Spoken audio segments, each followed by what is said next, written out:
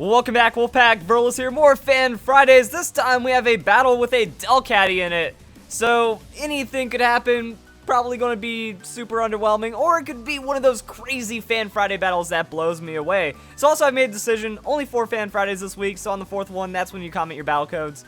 It's a lot of craziness right now, and since like school in September, 5 videos for this week just feels like it'd be too much with all the Pokemon news. So I want people watching videos and not like getting subscriber burn and stuff. So we'll go see the Mega Kangaskhan. That is going to be Mega Audino versus the Mega Kangaskhan as well. And now things and stuff are going to happen. Boom. Who knows? Let's go. So Delcatty with the Protect showing not really much going on right now. As we see that Kangaskhan going to fake out. Delcatty getting the good Protect. And then Togekiss with that Air Slash. Oh my goodness, is the opponent running a Scarf Kiss. And Audino has Roleplay.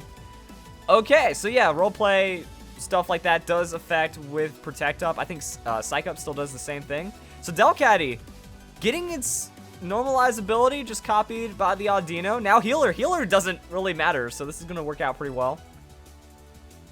And Delcatty gets switched out. So Audino going to eat another Air Slash, and Kangaskhan going for that Drain Punch. Going to hit Audino. But Audino bulks it up, so it looks like a more defensive set than special defense. And Audino with that entrainment.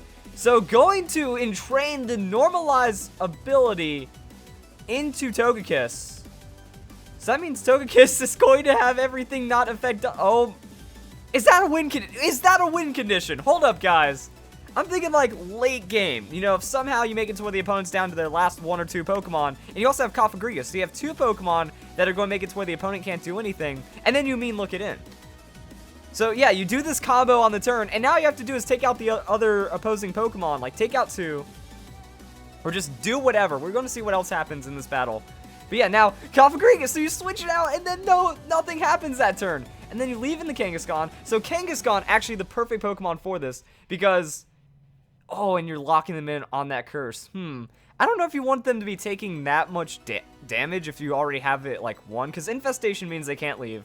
Kangaskhan's perfect, because as long as you're not damaging it, it's not going to throw out Sucker Punch, Power Punch, Fake Out, Return. None of that's going to work. So Kangaskhan's locked down. Togekiss doesn't get to do any damage. It's shut in as well. And I would hope that you have to have, like, some kind of sustain on your Pokemon. I guess Cofagrigus does get... Yeah, I was about to say, it has to be Rest. Not Rest, Dusclops, we're screwed over right there. And then Cofagrigus does have the Pain Split. So we have stuff. Stuff is happening. And now Kangaskhan's actually ticking down pretty well because it's going to be taking percent health off the Infestation and 25% of its health from the Curse. So it's got like 3 turns. I think it comes out to something like a third. Also, I think Facebook just went off in the background. There we go. So that wasn't your Facebook, that was mine. It's kind of like when you hear Skype in a video, and you're like, wait, Skype, what? No, and stuff happens. So, the curse feels so risky, but I know there's like nothing to be afraid of, because it really, like, these Pokemon go down, but I'm thinking more late game. Like, what you want to do is you want to take out your opponent's first 2 Pokemon, then try to get like 1 or 2 Pokemon that are stuck on the Normalize, and then stuff. So we'll find out. Kangaskhan does go down. Togekiss is going to be taking a lot of damage overall. And I guess look on top of the Infestation. You know, you're just going for that percent health on top of all the curse damage and whatnot. So now Flygon comes in. So all that Normalized stuff did kind of get sent away. Dragon Rush onto the Cofagrigus. It's going to be a successful hit, so that's a lot of damage onto Cofagrigus. But the Mummy comes through. Oh, that's actually... Cofagrigus might be a bad idea. Well, it doesn't matter, because if they're not damaging you, then the Mummy's not going to be able to apply to remove the Normalize. Never mind, Mummy works fine. So now Flygon's locked in. Okay, so I guess what you do is you shut down their biggest threats, and then you hope that the last 2 Pokemon just aren't enough to take you down, because Cofagrigus, Dusclops, stupid Filth. Stupid Filth right here. And Cofagrigus could have maybe gone for a Pain Split or something. Like, I just feel that cutting your hit points so hard with the curse is maybe just a little too much, because Nightshade... plus Infestation still does a lot, and it does give you more sustain options. It does use up your move for the turn, but if they're not damaging you anyways, I think you can take that level of comfort with it. This is still a very unique strategy, though. I haven't seen anyone normalize into ghost types like this before.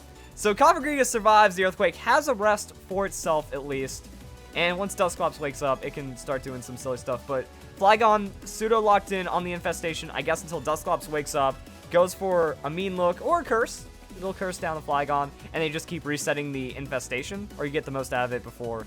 You know, it's one of those things where it feels like infestation probably, like the Pokemon faints before infestation gets a chance to wear off, even if you're using it like a turn or two in advance. So Togekiss faints. Dusclops kind of blow off that off that curse. Flygon is going to start taking the curse damage. And again, now we have a Delcatty that can hopefully do something. Audino's a little low. So I guess if it has Heal Pulse, you know, when the Pokemon faint, you Heal Pulse into the Ghost-type Pokemon, you keep it healthy, and then you keep refreshing for the Normalize ability. Like I said, I feel like this strategy might blow its load a little too early, and that's what I'm worried about. But I mean, Fire Punch, respectable hit. The Dragon Rush, like, so I don't think Flygon has missed the Dragon Rush, so it's actually more damage than Dragon Claw, which means this is dealing with a lot more force than expected. And that's going to be Cofagrigus still asleep. No Lumberry on this setup from what I'm seeing, but we'll see how the follow-up comes through. All right, one of the Ghost-type Pokemon is down. The opponent still has some threat on the field. Flygon, though, is pretty much over. Is that actually enough damage on the next turn with the infestation and stuff? And then Delcatty comes in. So Delcatty going to bring some options right now with the Retaliate. No. Oh, I was about to say, if Delcatty get the KO, no, you're not allowed to be that strong, Delcatty, okay? But no Focus Sash on Delcatty. Delcatty goes down. Is Delcatty actually that fast to, like, outspeed an Infernape? I did not think about that. And then Dragon Rush on the Flygon. Cofagrigus is going to avoid right there. Still asleep, but it was at good health, so I don't think there's too much to worry about. Infernape's Fire Punch isn't going to do a lot, and then the Mummy ability is going to kick in. But right, Leftovers Flygon. Is that actually going to be enough to save it? Like, did the Leftovers Flygon actually... No. No. No. Okay, even with Leftovers, it still ticks through it. Good to know. Good to know how much damage that does. But I feel like there's so much vulnerability, it makes me really nervous. And then that's going to be Infernape on the Fire Punch. Mummy ability, Blaze, goes away. Oh, wow, the Mummy actually, or the Blaze ability actually causing Infernape to throw out more damage. And Cofagrigus with the Nightshade. Hey, there's Nightshade on top of the curse, and Infernape goes down. What a wild strategy. Let's go into the next battle. So we do have one more to show. I don't want to do a video cut because reasons. I think I've already talked about this before. Sometimes if I'm editing a video, like, it takes really long to do the editing and then rendering. So it's a lot quicker that if I don't have to do any cuts and stuff, I can just do the raw video file off of XSplit and stuff. So here's an insight as to how YouTubing works to a degree. I just use Movie Maker. Movie Maker can actually render in 60 FPS. You have to do like a fancy special settings in HD, but you can still do it. It also just takes a really, really long time to render. So I just saved myself like 30 minutes of rendering by just talking over that. But sometimes it's not fun, you know. I'll watch the viewer retention. Viewer retention just plummets after I do something like that. So hopefully this strategy was interesting enough to keep you guys in. But now we got Regigigas on the opposing side of the field. So combos, shenanigans, what is going to happen? Delcatty, Protect, Audino, setting up. That's going to be stuff into other stuff. Sludge Bomb on Audino. Special Regigigas. I guess that's one way of getting around the slow start. And then Audino, is it going to be able to tank? Well, we know it's a defensive Audino, so it can tank the Waterfall. It can survive the double focus into the roleplay. That's really all that we need out of it. So boom, now we have Normalized. But this is actually looking really sketchy because Audino needs to survive long enough to... Wait, I just realized Audino is one of those Pokemon that gets roleplay and entrainment. So it needs to be able to do that. Wow, actually Regigigas, even with a slow start. Wow, okay, so Audino not making it happen. Okay, so the strategy didn't come through, but I guess we're going to see if, like, the Dusclops Cofagrigus is strong enough. See, this is what I mean. I feel the setup, the idea is there, and it can be crazy, but there's a lot of points where it can go wrong. But in theory, in theory is all I... Oh, hey, that's a Zoroark. I forgot about Zoroark, you know? It just seemed believable. So actually, yeah, and also Sludge Bomb Zoroark, that's an event you don't see too often. So Sludge Bomb Zoroark actually getting the work done right now. Delcatty going to get wrecked. Absolutely wrecked right now. So solid hits. Like, it does show more about how much Audino can survive right there. But the Embargo. So Embargo, Rest, Curse, Mean Look. I feel that this strategy does need a little bit of tweaking to get the most out of it, because I love the idea of, like, normalizing the ghost-type Pokemon for the win. Now we get to see what happens. So Regigigas can't get it going. Kabutops with the Waterfall. Waterfall into Cofagrigus. That's going to remove Swift Swim. So there goes... Weak Armor. Never mind. Okay, so either way, Mummy ability, going to start getting passed around and stuff. Cofagrigus has the Infestation, so going to lock in the Regigigas right now. It has that slow start, and this is the real Regigigas, I swear. Wait. Is that how it I didn't notice the slow start ability activate at the beginning of the battle. I just assumed it. Is that actually a really bad way to set up your Zoroark if it doesn't show the slow start or whatever ability should be activating to begin with?